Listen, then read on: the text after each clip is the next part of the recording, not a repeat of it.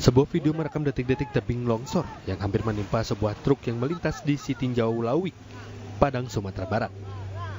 Beruntung ada seorang warga memberi instruksi agar truk segera melaju lebih cepat.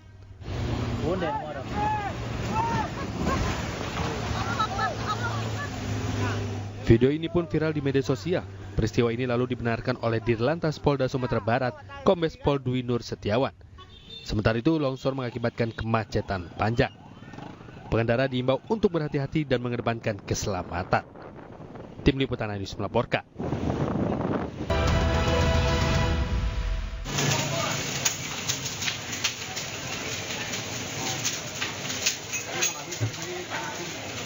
Musibah kebakaran meludeskan sebuah warung makan mie ayam di Jalan Kerajinan Taman Sari, Jakarta Barat. Tidak hanya itu, besarnya kobaran api juga mengakibatkan 3 rumah warga di sekitar warung ikut terbakar. Untuk menjinakkan api, petugas menunjukkan 15 unit mobil pemadam kebakaran ke lokasi. Api pun berhasil dipadamkan petugas dan dibantu PPSU berselang 30 menit kemudian. Diduga, kobaran api berasal dari kebocoran tabung gas 3 kg. Api kompornya lagi mau goreng ayam. Terus? Apinya naik ke atas. Oh gitu. Itu ada ledakan nggak bang? Nggak ada. Informasi tadi ada ledakan 2 kali apa? 2 kali? Oh, ganti gas. Oh ganti gas? Gas. Oh meledak gitu? Beruntung tidak ada korban jiwa dalam peristiwa ini, namun kerugian ditaksir mencapai ratusan juta rupiah. Dari Jakarta, Miftahul Ghani, iNews melaporkan.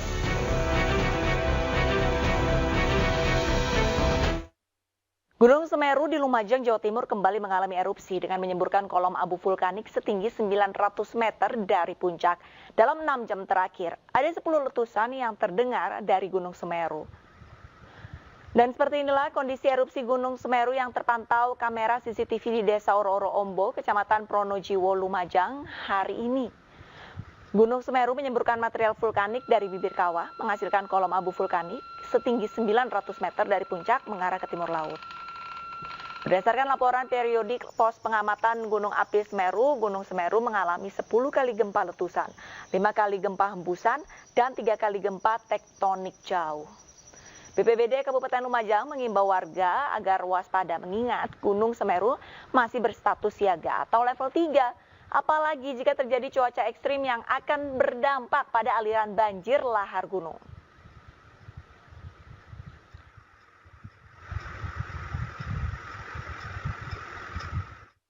Kita tetap harus waspada, khawatirnya nanti ada sesekali cuaca ekstrim yang berakibat akan adanya dampak yang bisa mengkhawatirkan, salah satunya tahu-tahu satu hari hujan dengan intensitas deras. Walaupun kemungkinannya kecil tapi tetap harus waspada karena itu yang menjadi perhatian kita khususnya di Pemirsa, kini untuk mengetahui kondisi pasca erupsi Gunung Semeru sudah terhubung bersama kontributor iNews Yayan Nugroho di Lumajang, Jawa Timur.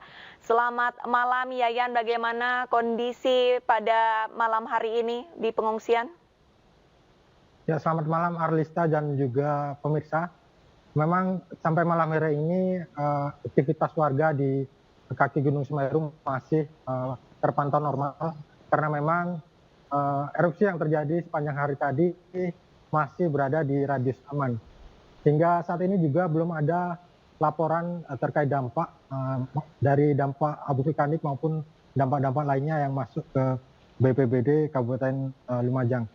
Hingga data terakhir, data PVMBG pos pengamatan gunung api Gunung Semeru, 6 jam terakhir Gunung Semeru mengalami 12 kali gempa letusan dan 1 kali gempa hembusan. Arlista.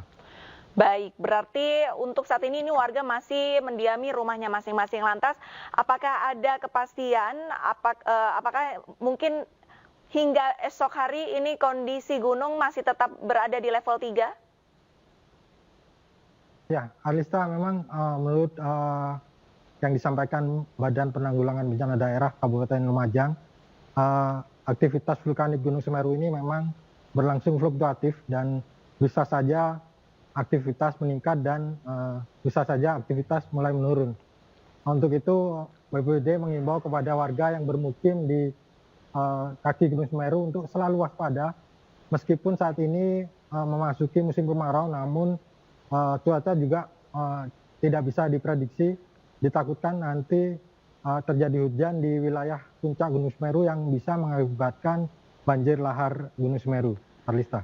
Yayan, sementara itu apakah sudah diedukasi warga mengenai mitigasi bencana jika nantinya Gunung Semeru ini terjadi erupsi kembali?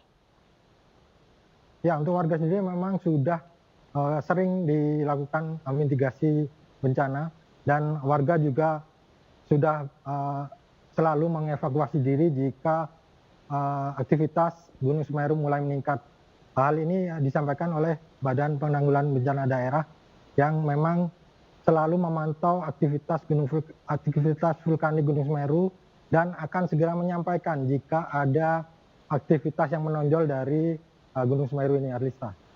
Baik, terima kasih banyak atas laporannya Yayan Nugroho langsung dari Lumajang, Jawa Timur, dan selamat kembali bertugas.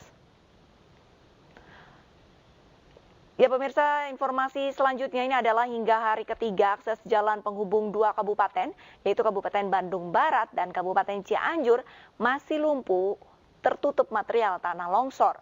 Terkait hal ini, pemerintah Provinsi Jawa Barat akan membuat jalan alternatif melingkar guna menumbuhkan kembali roda perekonomian warga. Sebelumnya, tebing setinggi 200 meter longsor pada Selasa kemarin. Kini warga harus melintasi jalan darurat yang dibuat petugas di atas bukit lelongsoran untuk berkegiatan sehari-hari. Tuh, warga. Pasca banjir bandang melanda Kabupaten Tanah Datar, Sumatera Barat, sepasang lansia akhirnya bisa dievakuasi setelah terisolir selama 5 hari. Proses evakuasi pun berjalan dramatis.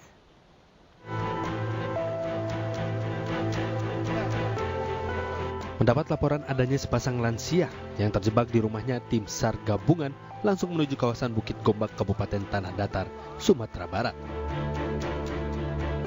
Pasangan lansia bernama Syahril dan M ini sudah 5 hari terisolir dari rumahnya yang berada di perbukitan. Lansia ini tidak bisa menyeberangi sungai karena jembatan penghubung hancur diterjang banjir bandang Sabtu lalu. Untuk bisa mengevakuasi lansia ini, tim SAR harus menyeberangi sungai berarus deras untuk bisa memasangkan tali agar bisa mengevakuasi ke seberang sungai. Dengan bentangan tali sepanjang lebih kurang 20 meter, akhirnya kedua lansia ini berhasil dievakuasi dan langsung dibawa ke rumah sakit untuk menjalani pemeriksaan. Alhamdulillah korban berhasil kita evakuasi, kedua-duanya dalam keadaan selamat dengan menggunakan teknik evakuasi Hackland. Alhamdulillah berhasil dibawa ke rumah sakit. Proses evakuasi berjalan lebih kurang 2 jam yang melibatkan unsur Basarnas, TNI Polri, PMI, dan relawan.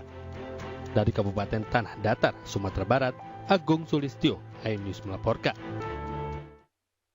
Petugas gabungan kembali menggelar razia juru parkir liar di kawasan Jakarta Barat. Sedikitnya 15 jukir liar terjaring sejumlah tempat parkir minimarket.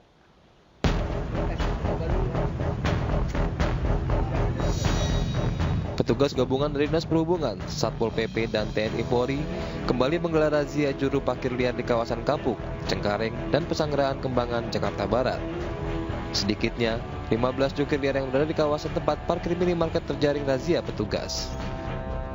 Mereka kemudian digelandang ke kantor suku Dinas Perhubungan Jakarta Barat untuk didata oleh petugas Satpol PP.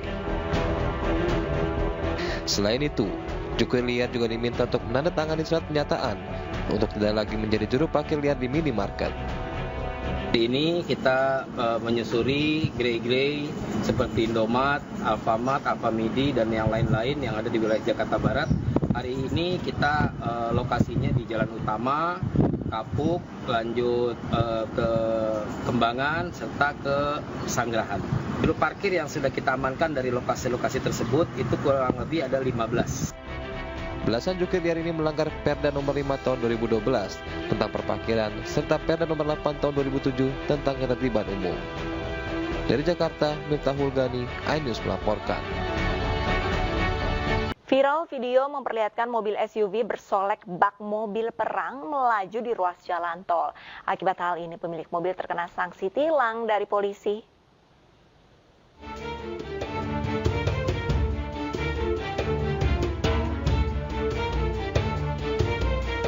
Viral, video mobil SUV yang mencuri perhatian tengah melaju di ruas jalan tol Tangerang Merak.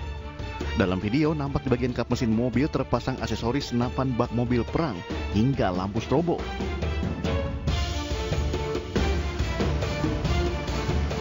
Direktorat Lalu Lintas Polda Banten kemudian melakukan penelusuran mobil berplat A1486BB tersebut. Setelah terungkap, CB warga Cilegon, Banten merupakan pemilik mobil. Tindakan tegas pun diambil pihak kepolisian. Ditemukan Pajero-nya ada di salah satu klinik pengobatan alternatif di wilayah Anyer. Sehingga kita datangin kepada pemiliknya untuk kita laksanakan penindakan dan juga edukasi bahwa yang bersangkutan menggunakan strobo itu adalah dilarang dan salah satunya menyalahi aturan yang sudah berlaku. Sehingga dilaksanakan tindakan tegas oleh petugas dengan ditilang dan untuk dilepas untuk aksesoris yang menempel pada kendaraan Pajero tersebut. Diketahui pengendara memasang lampu strobo dan aksesoris senapan guna menarik perhatian. Diketahui sebelumnya, video mobil SUV bak mobil perang tengah viral di media sosial yang salah satunya diunggah politikus Nasdem Ahmad Sahroni di akun media sosial miliknya. Dari Serang, Banten, Mahesa Apriandi, iNews.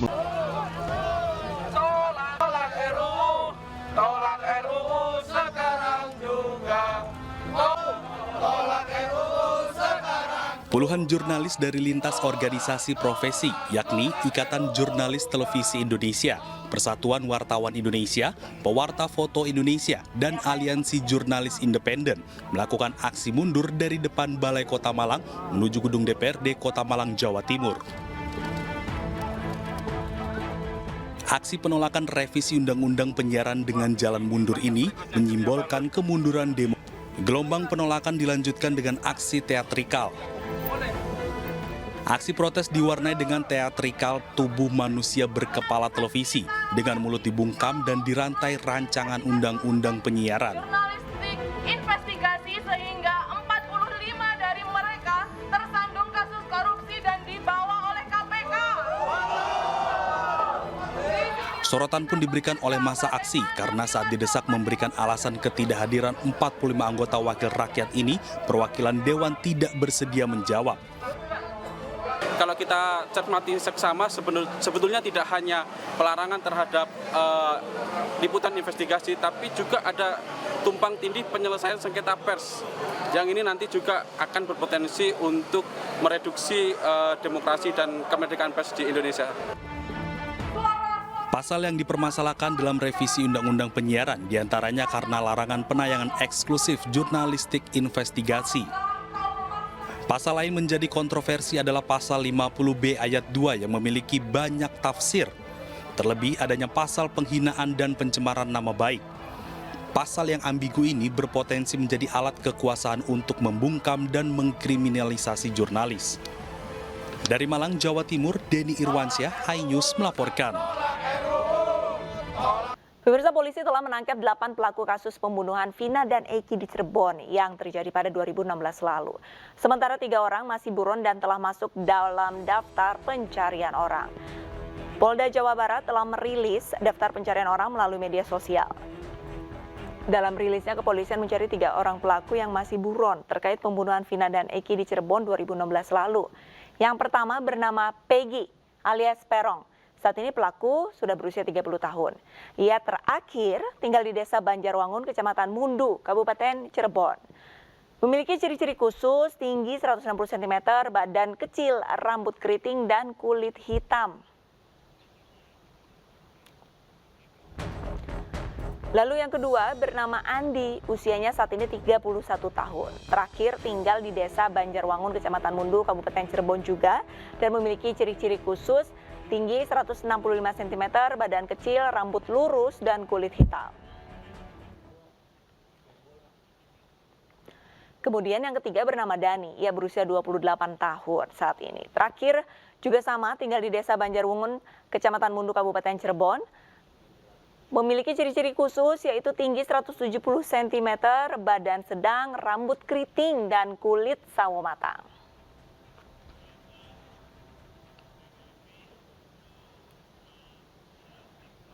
Sementara itu beredar kabar di media sosial yang menyebut salah satu DPO pembunuhan Vina Cirebon berada di Jakarta.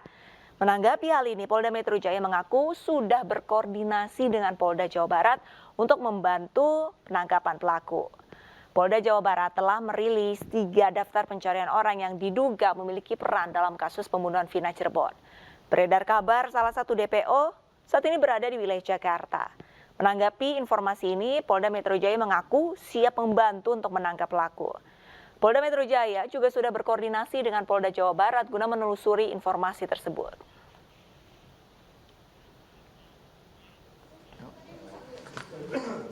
Sementara itu, kuasa hukum keluarga Vina, Hotman Paris, menegaskan ada indikasi perubahan BAP saat dilimpahkan ke kejaksaan. Hotman menduga ada pengaruh pihak lain yang sengaja menghilangkan identitas dan alamat dari 3 orang tersangka ini. Dia bilang kasus ini rupanya sudah dilimpahkan dari 2016 ke Polda, dari Polres Cirebon. Nah, yang menarik adalah hampir semua 8 orang yang ketangkap ini pada saat di BAP pertama menyatakan ada 3 orang lagi pelaku.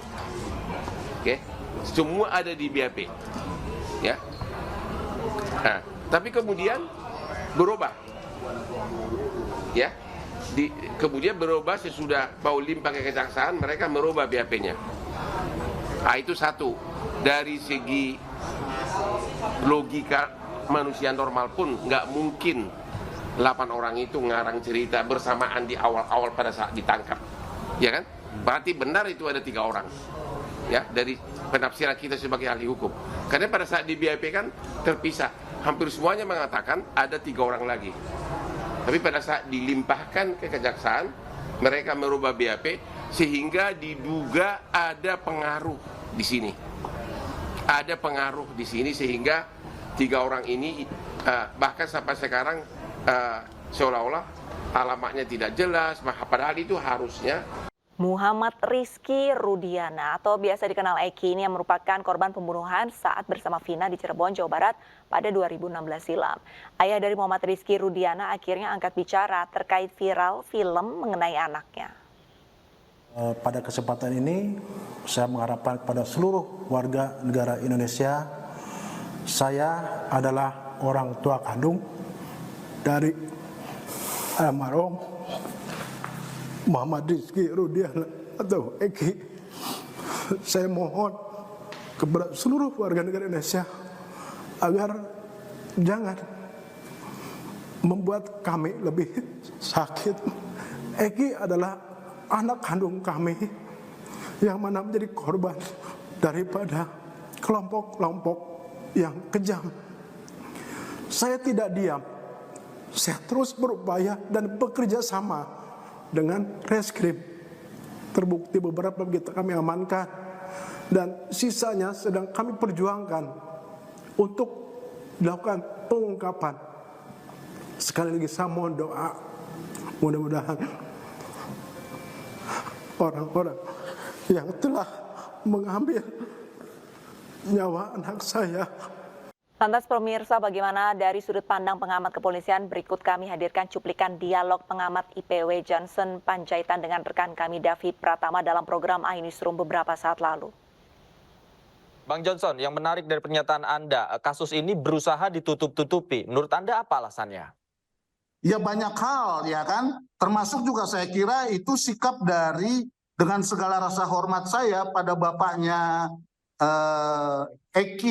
Eki ya, yang polisi itu ya, dia kan sebenarnya ngerti, harusnya dia membuka dan membantu, jangan takut-takut Pak, karena ini tuntutannya tuntutan bukan cuma bapak saja sebagai korban dan juga keluarga Vina, tapi masyarakat dan penegak hukum kita semua juga menginginkan fakta-fakta ini terungkap dan rasa keadilan berdiri tegak, sementara taruhannya ini adalah institusi kepolisian, ya, dan proses penegakan hukum kita untuk mendapatkan rasa keadilan. Sementara kasusnya sudah berkembang ya seperti yang Bapak rasakan di dunia maya dan dunia goib gitu loh. Karena ini ada soal-soal orang kesurupan dan lain sebagainya yang sudah menyebar di masyarakat. Nah, indikasi yang menarik juga ada indikasi upaya penyamaran identitas ketika berkas BAP itu dilimpahkan ke kejaksaan. Nah, ini 3 orang ini diduga ada identitas 3 orang ini diduga mendapatkan intervensi untuk disamarkan. Nah, bagaimana Anda melihat indikasi-indikasi ini? Bukan cuma indikasi itu, faktanya misalnya ada saksi kunci yang namanya Lina itu, temannya Vina itu apakah sudah diperiksa dengan benar? Ya, sehingga sudah dikonstruksikan secara benar apa yang sebenarnya terjadi setelah kasus ini ditutup-tutupi begitu ya. Nah, kembali ke soal yang tadi Anda tanyakan soal identitas dan lain sebagainya, pertanyaan saya adalah kenapa ini semua terjadi setelah 8 tahun semuanya menjadi tidak jelas dan tuntutan masyarakat semakin tinggi terhadap pihak kepolisian untuk bukan hanya menangkap tapi membongkar kasus ini secara benar dan mendudukannya pada posisi yang benar dalam kerangka proses penegakan hukum. Nah, dalam kerangka proses penegakan hukum inilah banyak hal-hal yang agak aneh terjadi. Yang paling aneh terjadi yang saya lihat adalah kesedihan dari bapaknya Evi itu yang polisi. Harusnya dia bilang dia bersemangat membongkar, ya bongkar dong semua. Kita bersiap akan membantu untuk membongkar ini. Dan pihak kepolisian saya kira harus bekerja keras. Dan saya kira polisi kita mampu ya, bukan persoalan minta Polda Metro menolong Polda Jawa Barat, bukan, ini taruhannya institusi polisi ini untuk menangkap dan membongkar kasus ini dan menyelesaikan sehingga keadilan dari korban maupun keadilan publik terjawab.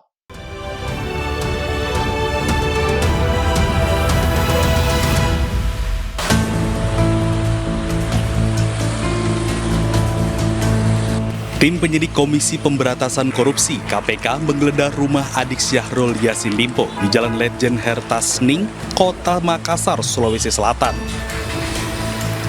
Rumah mewah berlantai 2 milik Tenri Angka Yassin Limpo digeledah pada hari Kamis pukul 13.30 waktu Indonesia Tengah hingga malam hari sekitar pukul 20 waktu Indonesia Tengah. 6 jam lebih penyelidik menggeledah rumah yang diduga terdapat barang bukti baru atas kasus yang menimpa mantan Menteri Pertanian ini. Cuma diminta menyaksikan. Menyaksikan apa itu Pak? Penggeledahan. Penggeledahan. Iya. Apa-apa yang digeledah Pak di dalam? 2 kamar. 2 kamar? Iya. Kamarnya siapa itu? Di mana? Di lantai 2? Saya tidak tahu persis kamarnya siapa, tapi yang pasti mirip kamar utama. Pak, ada dilihat diambil Pak?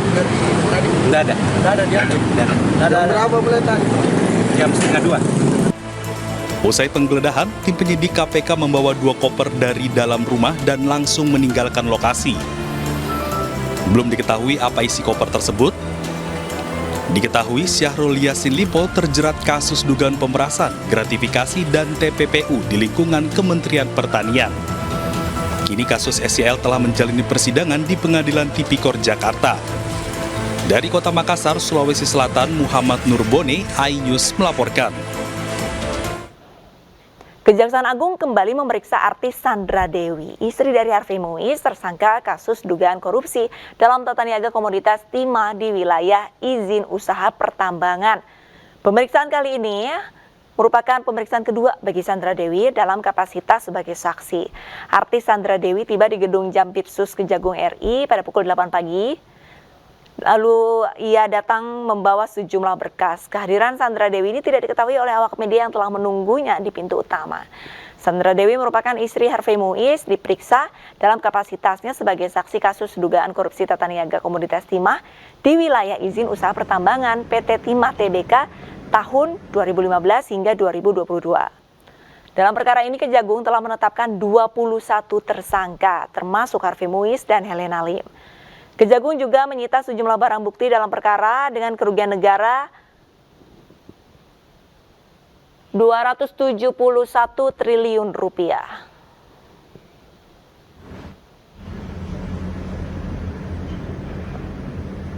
Direktur Penyidikan Jaksa Agung Muda Tindak Pidana Khusus Kejagung Kuntadi menjelaskan belum bisa dipastikan apakah status Sandra Dewi akan ditingkatkan dari saksi menjadi tersangka.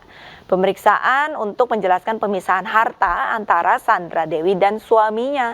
Dalam pemeriksaan juga dijelaskan bahwa Sandra Dewi memiliki penghasilan sendiri dan ada datanya beberapa tahun belakangan berapa penghasilan yang bersangkutan. Data itu nantinya akan menjadi acuan penyidik dalam pemeriksaan Sandra Dewi, kemudian dicocokkan penghasilan tersebut dengan aset yang dia miliki. Kejagung juga sudah menyita sejumlah aset milik Sandra dan Harvey, termasuk mobil-mobil mewah milik mereka. Sementara terkait rumor pesawat yang dimiliki tersangka Harvey Muiz, Kejagung saat ini masih menyelidikinya.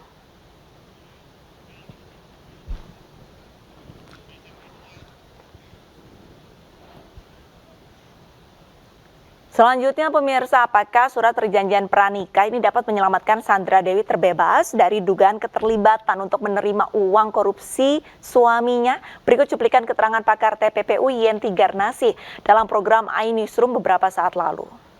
Kalau pemisahan harta itu kan perjanjian sebelum perjanjian pranikah itu kan ya, perjanjian pranikah. Itu dengan sendirinya hartanya dia sendiri, tapi kan hartanya dia yang betul-betul hartanya dia gitu ya. Sebetulnya itu kan adalah mengantisipasi untuk kejahatan korupsinya. Yaitu tadi kan disebutkan pasal 3 ayat 1 Yungto pasal 18. Artinya apa? Artinya kalau nanti korupsinya terbukti, misalnya korupsi itu terbukti pada suaminya, maka ada uang pengganti. Uang pengganti adalah termasuk juga dari harta kekayaan yang didapatkan sebelum korupsi, termasuk harta keluarga. Nah inilah pisah harta itu hanya di situ saja untuk mengantisipasi uang pengganti korupsinya. Tetapi pemisahan harta ini tidak ada pengaruhnya untuk kalau yang bersangkutan menerima aliran dana dari korupsi, tetap saja dia menerima. Yang dipisahkan apanya lagi? Dipisahkan itu hanya untuk korupsi, tapi TPPU tidak. Artis senior Roy Marten bersama anaknya melaporkan kasus penipuan. Anaknya tertipu penyewaan villa di Denpasar, Bali.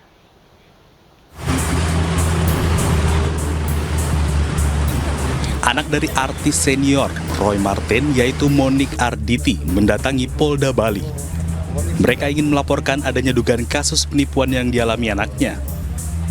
Kasus bermula saat Monique hendak menyewa villa selama 20 tahun dengan harga 980 juta rupiah dibayar lunas. Namun hingga saat ini terlapor belum juga memberikan villa kepada Monique. Saya udah melakukan pembayaran full ya sampai bulan September. Harusnya 27 September tuh udah harus diserah terimakan ke saya. Tapi Pak Paul ini bilang karena belum jadi sampai November dimundur gitu sampai Februari, dan saya ada surah perjanjian untuk di atas notaris kalau dia tidak bisa mengerjakan kesalahan dari beliau, saya dapat terima uangnya atau diberikan villa lainnya gitu loh. Tanya, anak kami ini Monique ini sewa villa selama 20 tahun pada saudara Paul CV Bali Jaya Property 20 tahun. Setelah bayar 980 juta, tapi sampai sekarang tidak selesai. Tidak selesai, waktu dikejar harusnya sudah 6 bulan yang lalu, kemudian diganti dengan villa lain di lokasi lain, tapi sampai sekarang juga belum ditandatangani dan saudara Paul sampai saat ini menghilang. Jadi kami laporkan, mudah-mudahan dari sini dia punya niat baik untuk muncul dan menandatangani penyerahan. Keluarga Roy Marten mengaku terakhir kontak dengan terlapor pada Maret 2024. Hingga kini terlapor menghilang dan tidak dapat dihubungi. Para korban lainnya berharap terlapor memiliki niat baik dan memenuhi tanggung jawabnya. Dari Denpasar, Bali, Indira Ari Ayus melaporkan. Pemirsa, banyak cara Allah memanggil umat Islam datang ke Tanah Suci. Nah, cara yang unik dan penuh perjuangan ini dilakukan warga Indonesia tiba di Madinah dengan bersepeda dari Indonesia. Karena saya bersyukur, doa-doa saya selalu dijabah, Pak. Saya nggak bawa apa-apa, Tapi saya bisa menempuh di sini. Itu yang saya dambakan, yang saya pegang. Saya nggak peduli namanya habis berapa. Tapi saya yakin step-step saya ini dimudahkan sama Allah, step by step. Jadi untuk keluarga, memang dari awal saya udah ngomong sama mereka. Nanti saya ada rencana untuk menempuh jalan jauh. Tolong ikhlasin saya. Sayudi Prastopo, seorang pria kelahiran tahun 1971 ini memberanikan diri bersepeda dari Indonesia ke Arab Saudi. Pria berusia 53 tahun ini berangkat dari Alas Purwo, Banyuwangi, Jawa Timur pada tanggal 16 November 2023. Suka duka ia alami selama kurang lebih 6 bulan goes ke rumah Allah. Jadi yang perjalanan paling berat itu biasanya dilewati Cina, Pak. Di jalur Karakorum. Pada waktu itu memang saya sempat di KBRI Beijing, saya sempat searching kondisi gimana sih jalur Karakorum. Saya nggak pernah lewat itu. Begitu saya lihat di mana di sosial media mereka, kaget saya, Pak. Ya Allah, kuatkah saya waktu ini ya Allah. Tapi insya Allah saya yakin saya bisa. Namun, setibanya Sayudi di Madinah, dirinya masih belum tahu apakah dirinya bisa menunaikan ibadah haji atau tidak, karena masih menunggu visa. Ya udah, kita ikutin regulasi mereka sebagai pengatur regulasi. Kenapa? Mereka kan punya konsep untuk menjaga, Pak. Nggak boleh, kita memang itu bakal milik Allah, semuanya bisa datang. Tapi ada suatu hal yang harus di-prepare sama Saudi Arabia. Kini Sayudi menanti kebijakan dari pemerintahan Arab Saudi, apakah dirinya bisa berhaji atau tidak. Namun, saat ini dirinya berserah diri dan tetap melaksanakan ibadah di Madinah. Dari Madinah, Arab Saudi, Suhud Nur Fadli, iNews melaporkan. Memasuki hari ke-6, jemaah haji asal Indonesia sudah tiba di Madinah. Jemaah yang tiba mencapai puluhan ribu dan ratusan kloter. Dan untuk mengetahui kondisi terkini bagaimana ibadah haji di sana, sudah ada rekan kami, Suhud Nur Fadli. Assalamualaikum warahmatullahi wabarakatuh. Selamat malam waktu Indonesia, Suhud. Waalaikumsalam, selamat petang waktu Madinah, Arab Saudi, Arlista. Suhud, untuk hari ini merupakan hari ke-6. Kira-kira ini sudah ada berapa kloter dan berapa jumlah jemaah yang sudah tiba di Tanah Suci? Ya, dapat saya laporkan dari kantor urusan haji Indonesia Madinah, Lista, per hari ini tercatat sudah 108 kloter yang mendarat di Bandara Amir Muhammad bin Abdul Aziz Madinah dengan jumlah jemaah haji mencapai 42.099 jemaah. Nantinya jemaah haji ini secara bertahap akan diberikan fasilitas atau kesempatan untuk berziarah di makam Nabi serta ke Raudhah dan beribadah di Masjid Nabawi, Lista. Adapun jemaah haji Indonesia ditempatkan di 106 hotel yang tersebar di sekitar pelataran pintu Masjid Nabawi sehingga memudahkan jemaah haji dalam beraktivitas maupun beribadah, Arlista. Untuk kondisi para jemaah haji Indonesia yang sudah ada di sana terkait fisiknya, ini seperti apa? Apakah semuanya sehat-sehat saja? Ya, untuk jemaah haji Indonesia, Lista, tercatat ada 19 jemaah yang saat ini masih dirawat di Klinik Kesehatan Haji Indonesia dengan 7 jemaah dirawat di 5 rumah sakit yang ada di Arab Saudi. Tapi kondisi ke semua jemaah yang dirawat itu saat ini stabil dan insya Allah akan segera pulih dengan penanganan yang tepat dan terukur dari tim medis Indonesia maupun tim medis yang ada di Arab Saudi, Arlista. Untuk yang perlu diketahui, Arlista, kemarin tepatnya setelah asar ada 2 orang jemaah haji Indonesia yang diamankan oleh askar di sekitar Masjid Nabawi karena membentangkan spanduk KBIH. Jadi perlu diperhatikan bahwasanya di Masjid Nabawi terdapat aturan ataupun larangan yang harus dipatuhi oleh seluruh jamaah haji dari seluruh dunia, Lista. Di antaranya adalah larangan merokok. Karena bagi siapapun yang kedapatan merokok di area sekitar Masjid Nabawi akan ditangkap oleh askar dan didenda 200 rial atau sekira Rp800.000, Lista. Selain larangan merokok, jamaah haji juga dilarang membuang sampah sembarangan dan memungut atau mengambil barang yang tercecer. Banyaknya CCTV yang ada di Masjid Nabawi memungkinkan mereka untuk mengamati setiap gerak-gerik kita. Jadi meskipun niat kita baik untuk mengambil barang yang tercecer, bisa jadi disalahpahami sebagai aksi pencurian, Alista. Yang selanjutnya adalah dilarang berkumpul atau berkerumun lebih dari 5 orang karena nanti bisa mengganggu arus lalu lintas keluar masuk jamaah yang mau beribadah ke Masjid Nabawi. Dan yang kelima adalah membentangkan spanduk seperti yang menimpa jamaah haji Indonesia kemarin, Lista, saat setelah sholat asar membentangkan spanduk kelompok bimbingan ibadah haji atau KBIH. Selanjutnya kedua jemaah haji Indonesia tersebut diamankan oleh askar dan beruntung setelah melalui proses negosiasi dan lobi, akhirnya jelang ibadah sholat maghrib kedua jamaah sudah berhasil dilepaskan oleh tim perlindungan jamaah haji petugas haji Indonesia yang berada di Arab Saudi. Aturan terakhir atau yang keenam tidak kalah penting adalah dilarang merekam atau memfoto objek vital yang ada di Masjid Nabawi atau sekitarnya, Lista. Jika kedapatan memfoto atau merekam video, maka tidak segan-segan askar akan mengambil kamera dan menyitanya, Lista. Baik, terima kasih banyak atas laporannya Suud Nur Fadli langsung dari Madinah, Arab Saudi. Selamat menunaikan ibadah haji dan tetap jaga kesehatan, Suud. Selamat malam. Pemirsa, sepasang suami istri di Grobogan, Jawa Tengah yang berprofesi sebagai tukang pentol tahun ini bisa berangkat menunaikan ibadah haji berpenghasilan antara Rp75.000 hingga Rp100.000. Tukang pentol tersebut menyisihkan sebagian pendapatannya untuk ditabung selama 14 tahun.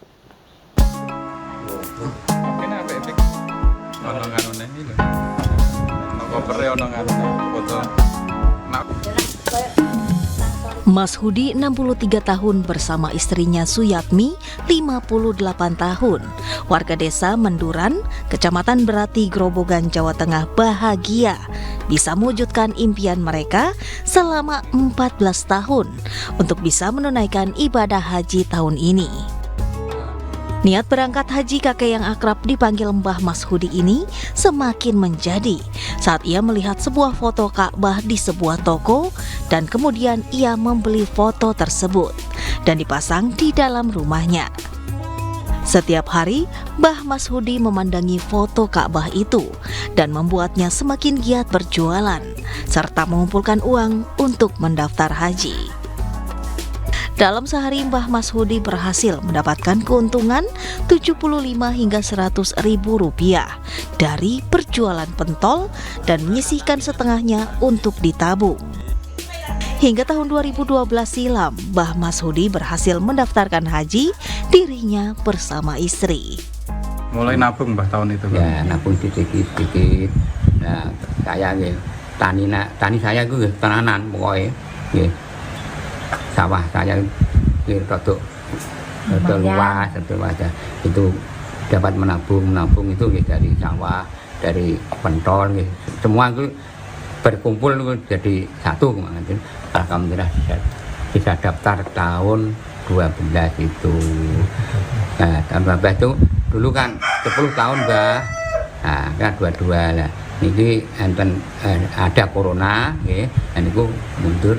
Nah, alhamdulillah ini dipanggil Allah Ta'ala tahun 2024, alhamdulillah. Kini mendekati persiapan keberangkatan ibadah haji, Mbah Mas Hudi mengurangi aktivitasnya berjualan pentol dan fokus pada bimbingan haji serta mengurus kelengkapan administrasi. Dari Grobogan, Jawa Tengah, Rustaman Nusantara, iNews melaporkan.